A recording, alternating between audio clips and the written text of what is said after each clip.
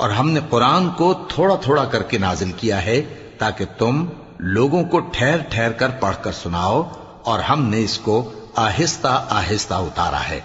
کہہ دو کہ تم اس پر ایمان لاؤ یا نہ لاؤ، یہ فی نفس ہی حق ہے۔ جن لوگوں کو اس سے پہلے علم کتاب دیا گیا ہے،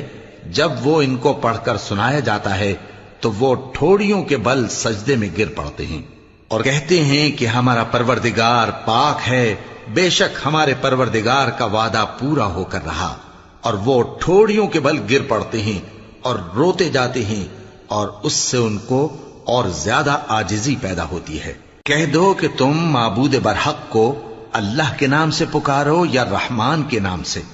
جس نام سے پکارو اس کے سب نام اچھے ہیں،